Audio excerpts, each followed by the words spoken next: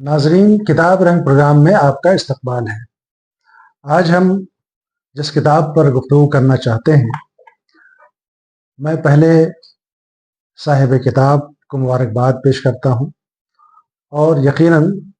जब इसकी तफसीलात आप सुनेंगे तो आप भी मुबारकबाद पेश करेंगे। मेरे पेश नज़र जो किताब है वो है चलो टुक मीर को सुनने। बहुत ही उम्दा उन्वान है और आपको पता है कि मीर का ये शेर कि चलो टुक मीर को सुनने के मोती से पिरोता है, उस मिसरे का एक आधा हिस्सा है जिसे इस किताब का उन्वान बनाया गया। और इसी उन्वान के तहत 2 रोज़ा कौमी सेमिनार कौमी उर्दू कौंसिल के इश्तराक से जामिया मिल्लिया इस्लामिया में मुनक़द हुआ, जिसमें हिंदुस्तान के मुख्तलिफ गोशों से अदीब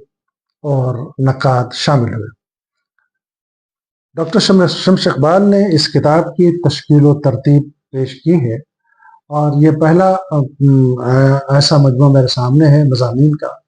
जिसमें अक्सर तरतीब व तहज़ीब या तरतीब कि तश्कील व तरतीब इन्होंने लिखा है। और जब मैंने उनसे बात की कि आपने ये नाम किस लिए रखा तश्कील, उन्होंने बताया कि बुनियादी तौर पर ये एक कंसेप्ट को हमने डेवलप किया, उस कंसेप्ट की बुनियाद पर उन तमाम मज़ामीन को जमा किया, उसी कंसेप्ट की बुनियाद पर उन्होंने उस सेमिनार का इनेकाद किया। बहुत खुशी की बात है कि सेमिनार में पढ़े गए इन तमाम मकालों को सेमिनार के इफ्तिताही इजलास में इसकी रस्में अमल में आई और इसमें तकरीबन 21 मज़ामीन हैं और मज़ामीन के अलावा एक भरपूर मुकदमा है अर्ज़ मुरत्तब के नाम से, और फिर एक कलीदी खुतबा है काजी जमाल का, और आखिर में ये बहुत अहम चीज़ है कि मकाला निगारों का तारुफ पेश किया।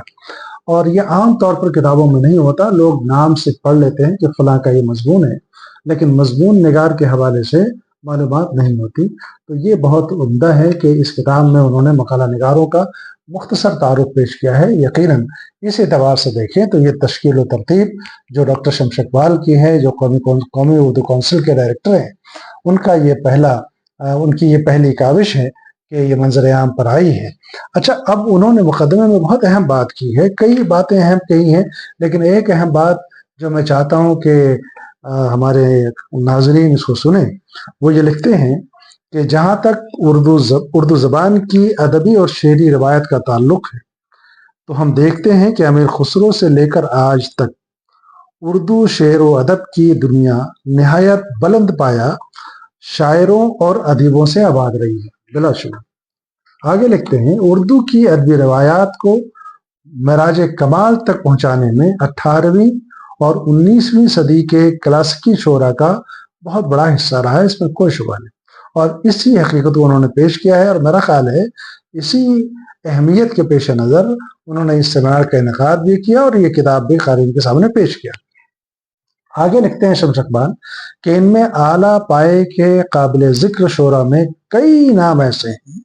जिनका कलाम आज हमारे लिए मायाए इफ्तिखार का दर्जा रखता है। तो उनमें मीर का जो खुदाए सुखन भी हैं, यकीनन उनका कलाम उर्दू शायरी के सरमाए में एक गिरा कदर सरमाए की हैसियत रखता है। और इन तमाम मज़ामीन को अगर देखें तो इसमें 3 नस्लों के मज़ामीन शामिल हैं, हमारे असलाफ हैं, फिर बीच के लोग हैं और फिर नई नस्ल के लोग हैं। तो ये बहुत अहम बात होती है कि आप तमाम लोगों को शामिल करें। अगर आप इसके अनावीन को देखें तो इस किताब की अहमियत का अंदाज़ा होगा। कलाम मीर का उसलूब, मीर का शेवा गुफ्तार, मीर और अहदे मीर, मीर का जहान दीगर यानी हिंदी से रिश्ते, अहम मजमून है ये। मुखासमत मीर और शोराए उर्दू के चंद तस्करे, तफहीम मीर के मसाइल व मामलात, मीर की गज़लों का गनाई पहलू, मीर की शायरी, चंद मारूज़ात, चंद मीर शनासों के मज़ामीन पर एक तनकीदी नज़र, मीर की सादी व पुरकारी, हामिदी काश्मीरी की मीर शनासी, मीर का इश्कनामा, और इस तरह तमाम मज़ामीन जो हैं ये सब के सब दरअसल ये नए नुक्ते नज़र को पेश करते हैं। इन मज़ामीन को पढ़ने से अंदाज़ा होगा कि नई नस्ल और आज के दौर में मीर को और उस अहद को हमारे क़ारीन और हमारे नाक़दीन کس طرح سے دیکھ رہے ہیں وہ اس کتاب کے مطالعے سے یقیناً معلوم ہوگا۔ تو میں اس اہم کتاب کی اشاعت پر ڈاکٹر شمس اقبال کو اور اہم سیمینار کے انعقاد پر ڈاکٹر شمس اقبال اور